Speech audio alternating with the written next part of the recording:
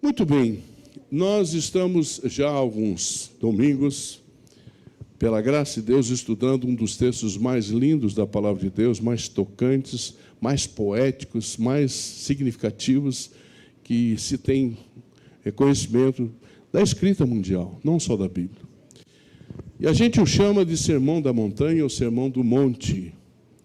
E nós, durante domingo após domingo, temos pregado os diferentes pregadores e temos falado a respeito dessa porção linda da Palavra de Deus, maravilhosa Palavra de Deus. E, felizmente ou infelizmente, nós estamos nos encaminhando para o final. Hoje eu vou pregar a penúltima porção e no domingo que vem, Maurício, deitando o cabelo, fecha o nosso Sermão do Monte. Então, tem sido para nós, eu não sei para vocês, mas tem sido para mim de grande edificação os textos que nós temos conversado. E cada pessoa que tem pregado tem trazido uma visão do Sermão do Monte que tem trazido impacto para nossas vidas. Eu estou falando por mim, talvez não tenha sido para você, mas para mim tem sido importante conhecer, aprofundar esse texto da palavra, porque a gente lê, eu já li várias vezes a Bíblia, mas eu nunca tinha lido com tanto detalhe como estou lendo nesses meses. Então, é tão importante que a gente faça isso, e eu quero convidar você a fazer mais vezes isso, a ler o Sermão do Monte todas as vezes que você puder, tá bom? Muito bem. Um grupo de pessoas estava em uma densa floresta, e aí, em determinado momento da caminhada desse grupo, eles se depararam com uma bifurcação. Sabe o que é bifurcação?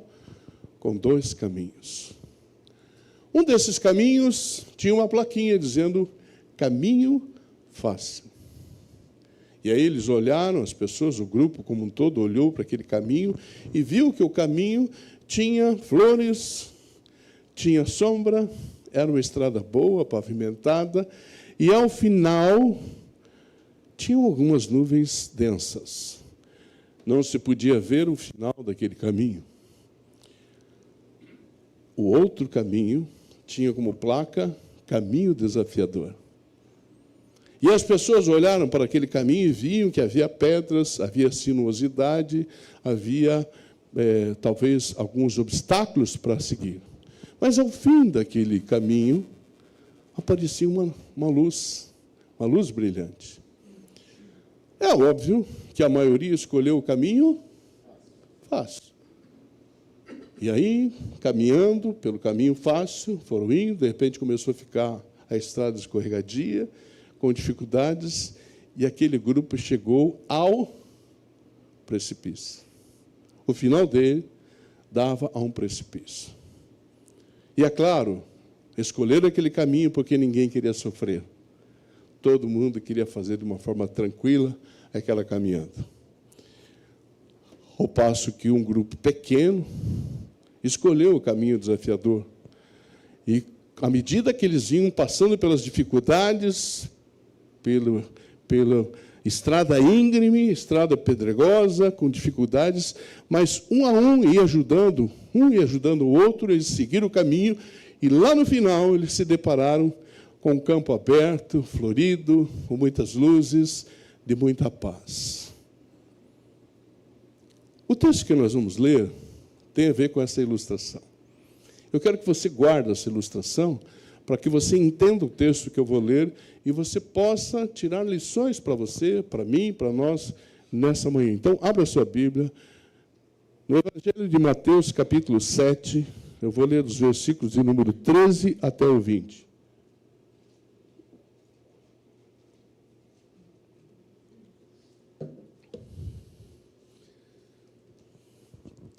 ao 20. Posso ler? NAA, tá bom? Obrigado, querido. Assim está escrito na doce e inerrante palavra de Deus. Inerrante quer dizer que não tem erros, tá bom? Entrem pela porta estreita, é a instrução de Jesus. Porque larga é a porta e espaçoso é o caminho que conduz para a perdição, e são muitos os que entram por ela. Versículo 14 diz: estreita é a porta e apertado é o caminho que conduz para a vida, e são poucos os que o encontram. Cuidado com os falsos profetas que se apresentam a vocês disfarçados de ovelhas, mas por dentro são lobos vorazes. Pelos seus frutos vocês os conhecerão. Por acaso se colhem uvas de espinheiros ou figos de ervas daninhas? Assim, toda árvore boa produz frutos bons, porém a árvore má produz frutos maus. A árvore boa não pode produzir frutos maus, e a árvore má não pode produzir frutos bons. Toda árvore que não produz bom fruto é cortada e jogada no fogo. Assim, pois, pelos seus frutos, vocês os conhecerão. Pai, a tua porção, a porção da tua palavra foi lida. Eu preciso da instrução do teu Espírito agora, da iluminação do teu Espírito, tanto para mim, como para cada pessoa que ouve e aqueles que ainda ouvirão, pela mensagem que será gravada e disponibilizada no YouTube, Senhor.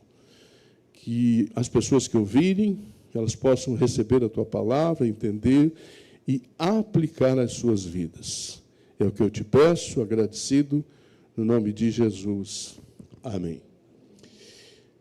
John Stott diz que alguns comentaristas falam que Jesus vem desenvolvendo o sermão da montanha, o sermão do monte, e trazendo ensinos até o versículo 12, o anterior ao que eu li. E a partir do versículo 13, a aplicação disso. A aplicação do que se recebeu até esse momento. Vocês lembram que nós já vimos uma dualidade nas pregações, nesse estudo que Jesus passou, que ele fez às pessoas. Lembram que haviam 2 tesouros? Lembram disso? Sim ou não? Oh, Jesus, eles estavam aqui, Senhor. 2 tesouros. Haviam também o que mais? 2. Lembram que havia 2 senhores. E a gente falou das riquezas e falou de Deus. E as riquezas nós demos um nome de... Nós não, Jesus deu o nome de Mamon. Também falamos de 2 ambições. E agora Jesus nos leva a uma decisão. Quando ele fecha, pelo menos esses versículos, o Maurício vai dar o fecho na semana que vem, mas esses versículos ele está falando sobre 2 caminhos. E quais são os caminhos? Me ajudem. Há um caminho, primeiro, largo. A porta é larga, mais larga que aquela ali. Bem mais larga. E nessa porta larga, ela conduz a um caminho largo, espaçoso. E quantas pessoas vão entrar nesse caminho? Fala comigo, você, muita gente vai entrar nesse caminho. E esse caminho conduz ao quê? À perdição. Preste bem atenção nisso, meu amado e minha amada. Dualidade, novamente, a um outro caminho. Qual é esse outro caminho? A porta é 1/3 daquela ali, certo? Quem entra por aquela ali? Pouquíssimos, poucos. E o caminho dela, como é que é? Estreito, pedregoso, íngreme, com dificuldades. Mas essa porta leva aonde? A vida. E a vida que aparece aqui, qual é a vida? Vida eterna. Muito bem. Chegou a hora da decisão. Jesus começa esse texto dizendo: entrai pela porta estreita. É engraçado que no mesmo texto que ele fala entrai ou entre pela porta estreita, ele fala a porta larga. Está dizendo, olha, a porta é estreita, mas existe uma outra porta que assim assado, instrui a gente. Chegou a hora da escolha entre o reino de Satanás e o reino de Deus. Chegou a hora de você decidir, ou eu decidirmos, sobre o que acontece hoje no mundo. O que acontece hoje, que é a cultura dominante. E a dualidade dessa cultura dominante é a contracultura cristã. Então chegou a hora da escolha, ou você vai por um caminho, ou você vai por outro caminho. Jesus, ao encerrar o Sermão do Monte, nos leva a uma reflexão séria sobre a decisão de segui-lo e sobre como nossas vidas devem dar frutos. E esses frutos devem glorificar a Deus. Nós não estamos aqui nesse mundo, queridos, por acaso. Nós não fomos colocados aqui na terra por acaso. Nós estamos aqui porque há um propósito para as nossas vidas. E a partir do momento que eu entendi esse plano de Deus na minha vida, que eu entendi o plano da salvação em minha vida, eu tenho que entender que há um propósito. Eu não estou aqui porque Deus nos achou bonitinhos, legaizinhos, cheirosinhos. Deus tem um plano para cada um de nós especial. Quando eu entro nesse caminho, eu entendo que esse caminho vai me levar a algo maravilhoso no final dele, que é a salvação, que é a vida eterna, que é o reino dos céus. Mas será que há um preço para isso ou não? É fácil andar nesse caminho estreito ou não? Eu não sei vocês, mas para mim não é fácil. Não é impossível, mas não é fácil. Eu quero dividir esse texto em duas porções. A primeira porção vai ser o versículo 13 e 14. E aí ele está falando nesses dois versículos de duas estradas, dois caminhos ou duas portas. E o primeiro caminho, o versículo 13, eu quero que você acompanhe comigo. Porque larga é a porta e espaçoso é o caminho que conduz para a perdição. Poxa, vocês estão tão participativos. Esse caminho leva o quê? A perdição. Muito bem, queridos. Esse é o caminho da estrada das liberdades sem limites. Tudo pode. O mundo oferece todo tipo de prazeres, de diversões, riquezas, sucesso, fama, e não exige nada em troca. Esse caminho, as pessoas entendem que eles, andando nesse caminho, eles tudo podem. E o que eu ouço muito hoje, queridos, é o seguinte: eu mereço ser feliz. Eu sou filho do rei, eu mereço ser feliz, eu mereço ter tudo. Eu ouvindo um dia um cônjuge falar sobre outro cônjuge, ele diz assim: eu não vou ficar mais com o meu cônjuge, porque essa pessoa só atrasa a minha vida. Pastor, eu mereço ser feliz. Digo, querido, você não merece nada. Você casou, você tem que ficar firme. As pessoas querem ser felizes, mas não querem fazer as outras felizes. Esse é o grande problema dos casamentos. Preste atenção no que eu estou te falando.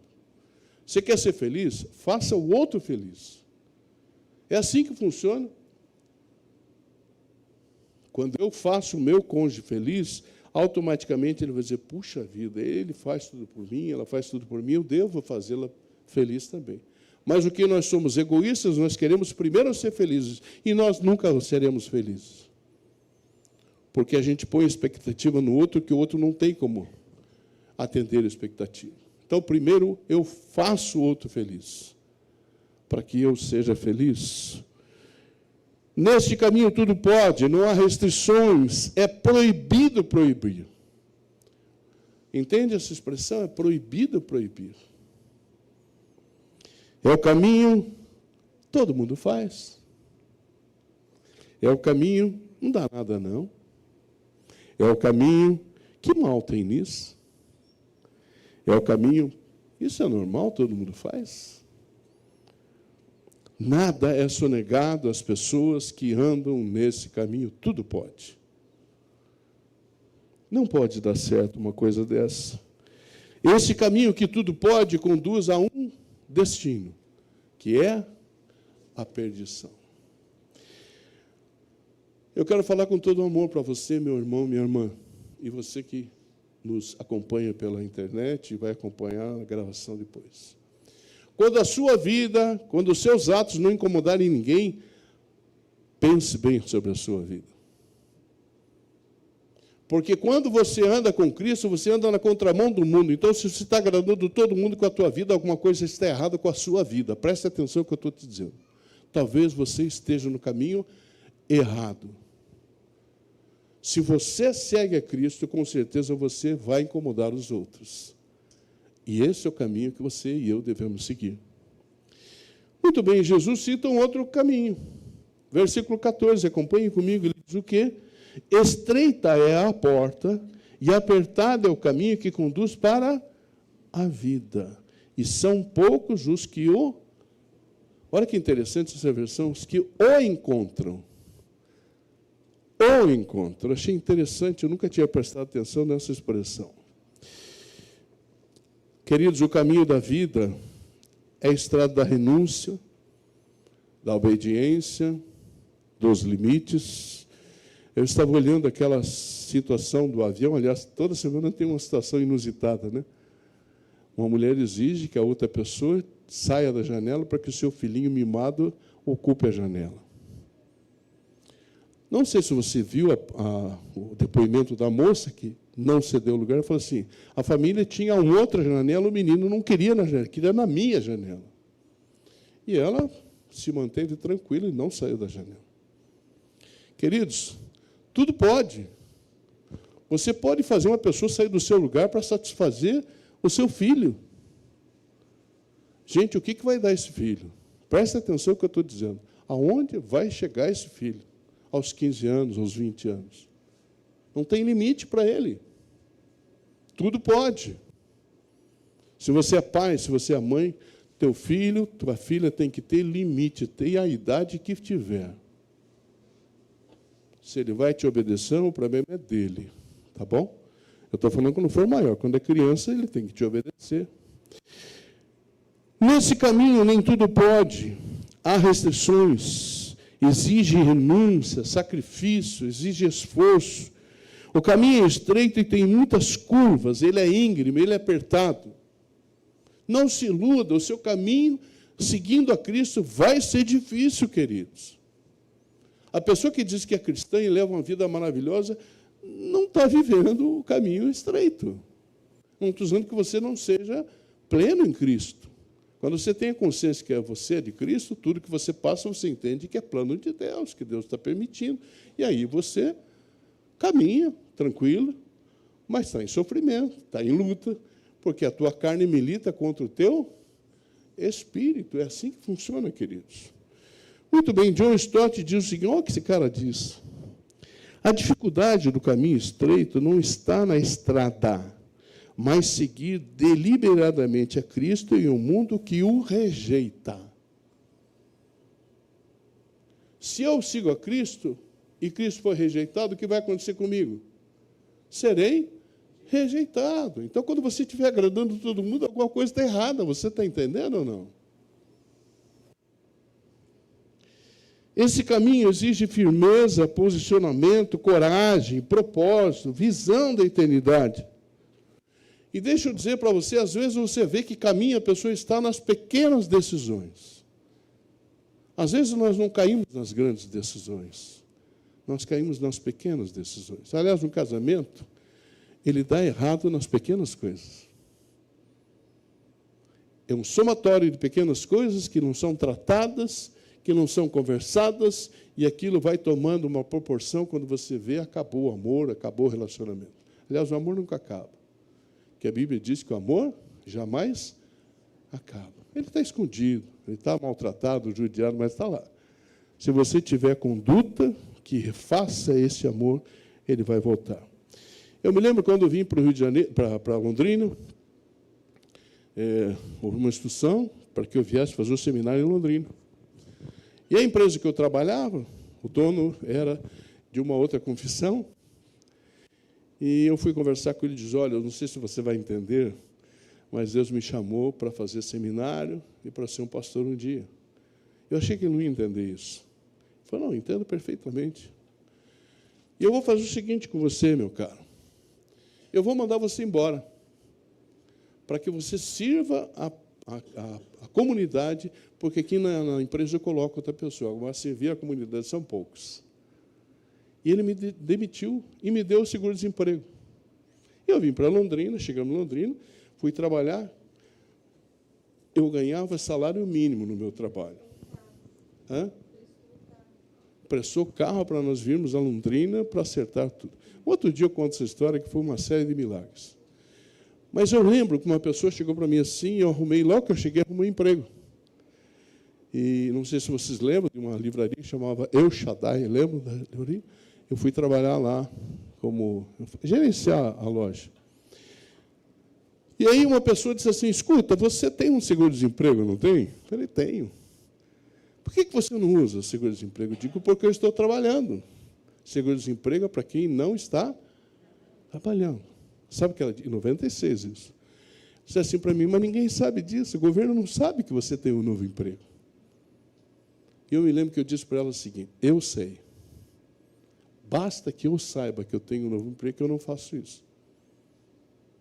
Quanta gente tem um seguro-desemprego, está trabalhando e está usufruindo do seguro-desemprego do governo? São pequenas decisões que você toma na tua vida que mostram de quem você é, qual é o caminho que você anda. Eu estou contando isso para você, não com uma vontade, estou te contando uma experiência que eu vivi, e eu louvo a Deus porque eu fui firme. Porque a vontade era usar o seguro-desemprego. Mas era mentira. Poucos trilharão esse caminho, mas ele é o verdadeiro que leva à eternidade. Jesus, confrontando ou explicando ou instruindo um cético, disse a ele assim, eu sou o caminho. Esse o, artigo definido, quer dizer o quê? Eu sou o único caminho. Então, qual é esse caminho, Jesus? É o caminho estreito, é o caminho apertado. Às vezes ele é íngreme, às vezes tem umas pedras no caminho, mas é o que vai te levar para a vida. Ele é o único caminho que te leva a Deus. N.T. Wright diz o seguinte, o chamado de Jesus não é para uma religião confortável. Ele nos convida a uma transformação radical, em que cada passo no caminho estreito é um reflexo da graça de Deus que Ele nos dá. Pois bem, meus amados, há uma encruzilhada na nossa vida. Ou eu vou pelo caminho apertado, ou eu vou pelo caminho espaçoso. Não dá para caminhar nos dois caminhos. Você entendeu isso? Qual é o caminho que você está andando? É o apertado ou é o espaçoso? Aquele que todo mundo faz, que não dá nada, que é normal? Ou aquele que poucos vão, mas que sabem qual é o destino? O destino é a salvação, a eternidade, é o céu. A próxima porção que eu quero conversar com vocês vai do versículo 15 em diante. E eu vou lendo conforme eu vou expondo, mas aqui Jesus está falando, não sei o que está na sua Bíblia, aí olha aí na sua Bíblia, tem um título em negrito, não tem? Na minha Bíblia está escrito os falsos profetas. É isso que está aí? Os falsos profetas. Agora, por que Jesus está falando dos falsos profetas? Porque, de repente, o caminho que nós estamos andando está sendo traçado, trilhado por alguém que está trazendo um ensino errado. Quando eu falo para vocês, cuidado com o que vocês veem na internet, gente, tem muita gente, tem muito falso profeta ensinando crente. Tenha cuidado com o que você está olhando, tenha cuidado, porque você tem que perceber. Eu vou te ajudar nessa manhã com o texto que Jesus fala, tá bom? Ele está falando dos falsos profetas. Versículo 15, ele diz assim, ajude, leia comigo. Cuidado com os falsos profetas, que se apresentam a vocês disfarçados. Disfarçados como? De ovelhas, mas por dentro são lobos vorazes.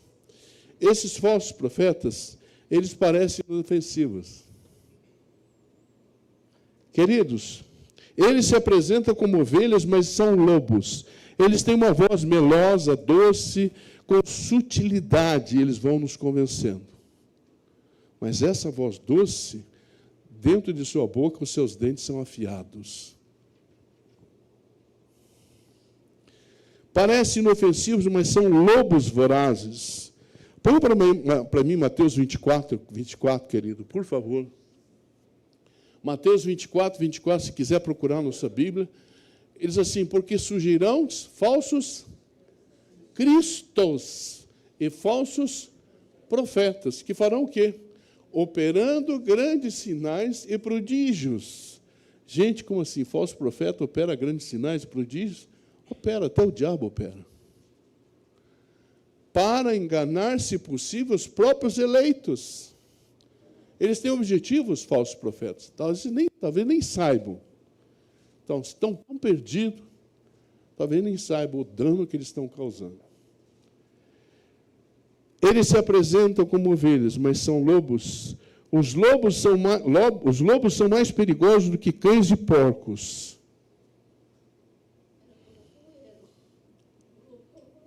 É verdade. É isso mesmo, Natália.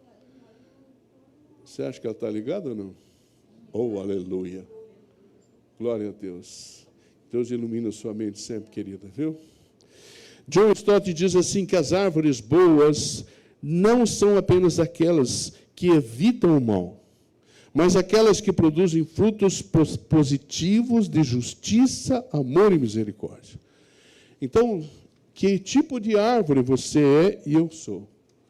Que tipo de fruto que nós estamos produzindo, queridos? A segunda o conhecimento, segunda verdade sobre o que Jesus está falando aqui, queridos, está no versículo de 16 a 18. O que ele fala dos falsos profetas? Pelos seus frutos vocês os conhecerão. Por acaso se colhem uvas de espinheiros ou figos de ervas daninhas? Assim toda árvore boa produz frutos bons, porém a árvore má produz frutos maus.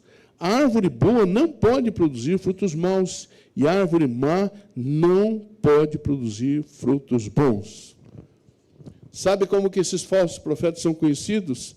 Eles são conhecidos pela sua doutrina e as suas obras. E as suas doutrinas são falsas e as suas obras são enganosas. Cai quem quer, quem é incauto, porque você percebe o ensino errado. Basta você colocar diante da Bíblia que você vai ver que muito ensino que vem de algumas pessoas não passa pelo crivo da Bíblia. Um falso profeta não é apenas um lobo, mas também uma árvore má. E a árvore má produz frutos maus. Uma árvore má não consegue produzir bons frutos, apenas frutos maus. Sabe por quê? Porque é a sua natureza. A seiva que alimenta essa árvore vem do maligno. Eles pregam uma doutrina pervertida e suas vidas são como tal, são carregadas de veneno. Timothy Keller diz o seguinte: o evangelho é o único poder capaz de transformar profundamente o coração. Frutos autênticos vêm de uma vida enraizada na graça de Deus, não na mera aparência de religiosidade. Quando estou debaixo da graça de Deus, os meus frutos são bons, não são de aparência, não são religiosos, ou não há religiosidade nos meus frutos. Existe verdade, existe autenticidade. Versículo 19, o que fala sobre os profetas falsos? Diz assim: toda árvore que não produz bom fruto, acontece o que com ela? É cortada e jogada no fogo. Sabe para onde vão esses falsos profetas? Eles já estão condenados. Se não houver arrependimento, se não houver mudança de vida, já estão condenados. Os falsos profetas são como árvore má, por isso serão cortados e lançados no fogo. A condenação é inevitável, e os que o seguem vão pelo mesmo caminho. Esse dia eu citei um pastor aqui, e uma pessoa falou assim: você não deveria citar o nome dele. Eu vou citar o nome dele de novo. Ed René Kivitz. Está sendo assistido por muita gente. O cara disse que quando Jesus conversa com a mulher à beira do poço, quando ele oferece água para ela, ele oferece o seu sêmen. E um monte de incauto está ouvindo esse cara. E você vai olhar, porque eu sei que você vai lá curioso olhar. Eu estou dizendo que é um falso profeta. Ele diz que a Bíblia tem que ser reescrita, porque ela foi escrita há muito tempo. Ah, misericórdia, cara. Ele disse que a visão que nós temos da homoafetividade está errada. Ela precisa ser revista. Então, a Bíblia tem que ser adaptada a cada povo, a cada situação. Esse é um falso profeta no meu entendimento. Porque ele está desdizendo a Bíblia. Você desdisse a Bíblia, você é falso profeta. Eu assumo, cara, eu sei que essa pessoa está assistindo hoje e vai falar, você falou de novo o nome dele? Falei. Eu assumo que eu falei. E tem outros. Outros. Que eu posso citar para você particularmente, se você quiser. Falar, isso aí é veneno na panela. Agora, todo mundo acha que tem liberdade, faz o que bem quer, assiste o que bem quer, e aí vai cair nessas armadilhas. Quero falar para vocês com todo amor, com todo carinho, não queremos restringir o que você vai ver, pelo amor de Deus. Veja o que você quiser, mas tenha discernimento para perceber o que a pessoa está falando. Não se encante com essa voz maviosa. Esse cara falando, você fala, oh.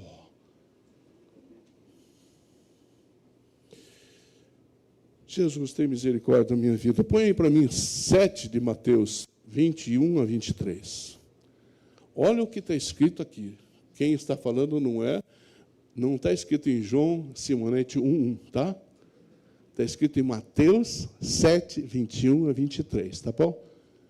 Nem todo que me diz, Senhor, Senhor, entrará no reino dos céus, mas aquele que faz a vontade de meu Pai, que está nos céus. Agora, olha o que ele diz, é Jesus falando. Muitos naquele dia vão dizer, Senhor, Senhor, nós não profetizamos em seu nome? Em seu nome não expulsamos demônios? E em seu nome não fizemos muitos milagres? Não parece coisas boas? Mas olha o que Jesus diz deles. Último versículo. Então lhes direi claramente, eu nunca conheci vocês. Fizeram milagres, expulsaram demônio, mas vocês nunca tiveram um relacionamento comigo, então se aparte de mim. Eu não conheço vocês. Ele termina o seguinte, afaste-se de mim, vocês que praticam o mal. Nossa, pastor, pegou pesado hoje, né, Mônica? A oração da Mônica hoje foi assim. Que a pregação, o pessoal não entenda que é pesado. E você não sabia que ia pregar. Se você sentir peso, vai a Jesus. Você fala, Jesus, o que o pastor João falou tem a ver ou não? Se ele falar, sim, minha filha, tem a ver. Então, acuda a isso. Aceite isso. Nossa fé e nossos frutos determinam o nosso destino final. Podemos ter feito grandes coisas aos olhos humanos, mas se não for conforme o quê? A vontade de Deus, podemos ter uma surpresa terrível no último dia. Você já pensou, você chegar no último dia, Jesus falou assim, eu nunca te vi, eu não te reconheço, afaste-se de mim. Eu prefiro que você não goste de mim, porque eu sou duro com você, tá bom? Mas que você vá para o céu. Eu não quero que você fique me adulando, falando bem para mim, e você não ter o caminho estreito, você não ir para o céu.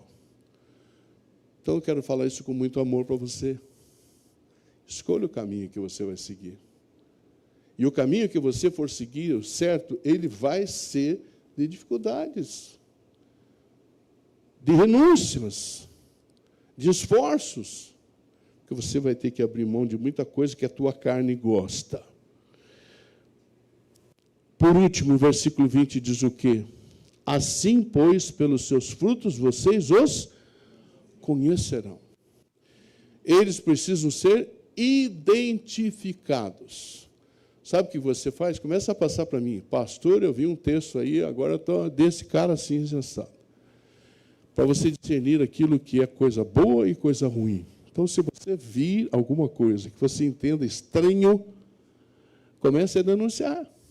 Fale para o pastor Márcio, fale para mim, pastor Paulo, pastora Mônica. As vidas dos falsos profetas os identificam. Seus frutos nos fazem conhecê-los. Teologia errada, falsa, leva uma vida falsa, uma vida errada. Tem muito figurão aí, queridos. Olha, eu estava assistindo, preciso falar, tá bom? Está aqui, eu tenho que falar. Assistindo aquele cabra chamado Valdemiro, sabe qual é que ele saiu com essa agora? Ele disse o seguinte: eu vou para o Rio Jordão e nós vamos dar batas às pessoas para mergulhar no Jordão, com as suas impressões digitais nas batas, ao custo de R$300. É falso ou não é? De graça recebeste, de graça dai. Por isso que eu tenho dificuldade de cobrar as coisas na igreja, gente. Me perdoem. Vou dizer para você, R$79 para ver uma banda tocar? Sinceramente, gente. Nós vamos trazer as pessoas aqui na igreja e o conselho que me perdoe, tá bom? Nós nunca vamos cobrar das pessoas. Nós podemos pedir ajuda nas despesas, mas cobrar. Eu estou fora dessa igreja o dia que nós começarmos a cobrar. De graça nós recebemos, de graça nós temos que dar, gente, queridos. E se nós trouxermos um cantor, um pregador, tem que vir de graça para nós. Está claro isso para você? Ah, mas você não recebe, eu vou às vezes pregar em outras igrejas e me dão oferta. Mas se a pessoa não me der nada, eu não falo nada, queridos. Eu fui uma vez numa igreja, a pessoa falou: pastor, eu gastei acho que R$150 para chegar na igreja. Ele me deu R$80, mas eu peguei, botei no bolso e agradeci a Deus. Ele não pagou as minhas despesas.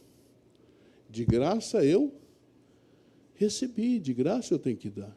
Então não cobre a graça de Deus, não cobre aquilo que você tem.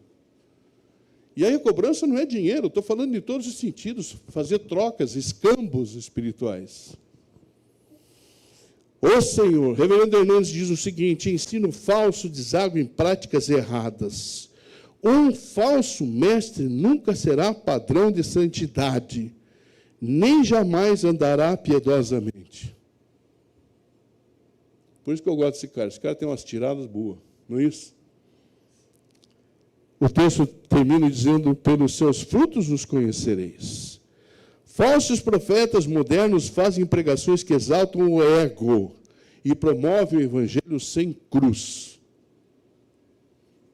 Sabe o que me ocorreu, Maurício, querido? Cheio, vocês que estiveram na Bola de Neve. O líder principal da Bola de Neve cometeu um erro. Certo? Eu não sei até que ponto, porque foi denunciado pela esposa, acredito que ele errou. Muito bem. O que a maioria das pessoas fizeram quando esse cara errou? Vazaram da igreja. Em vez de acudir o líder, cuidar do líder, estar com ele. Aí ele foi andar em São Paulo de moto, morreu.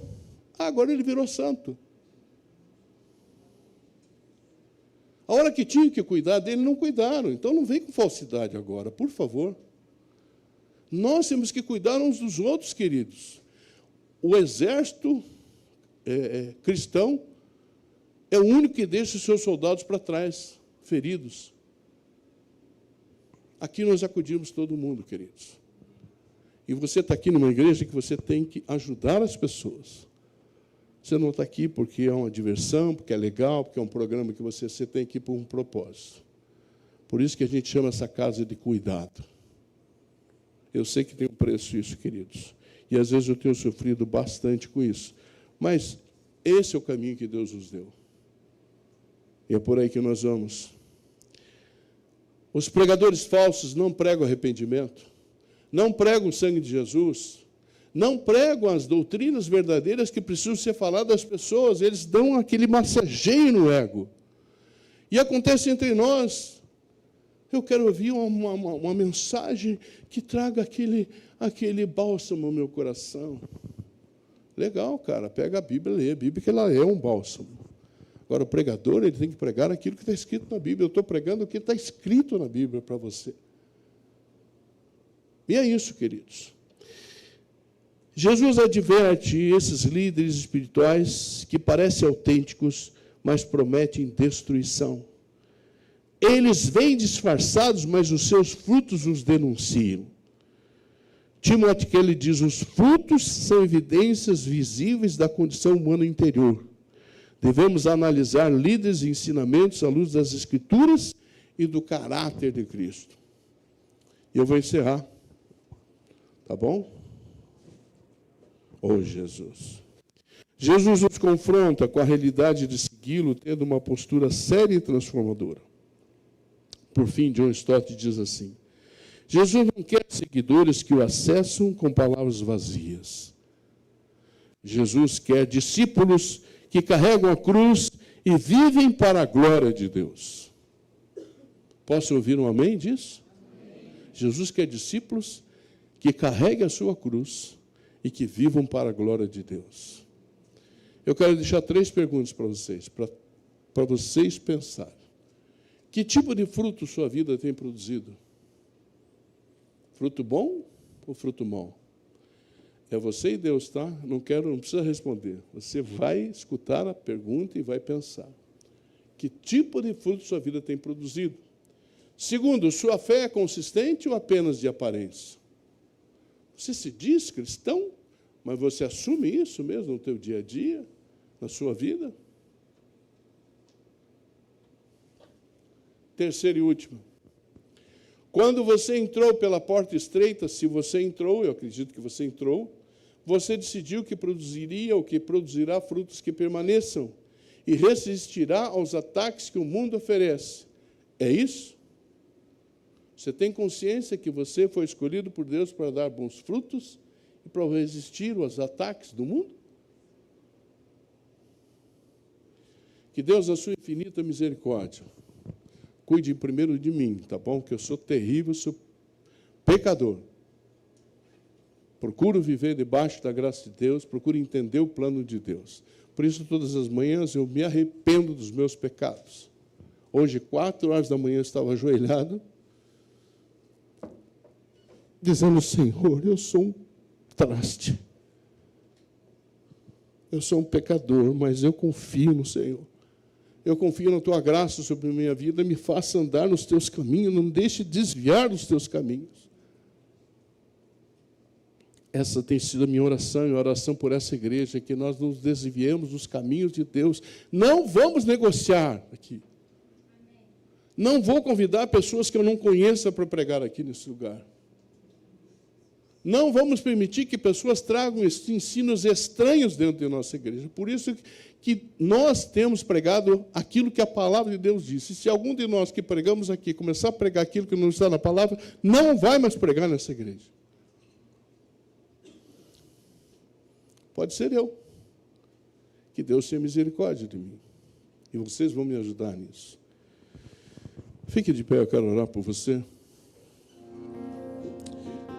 Pai, nós te agradecemos por esse tempo, Senhor.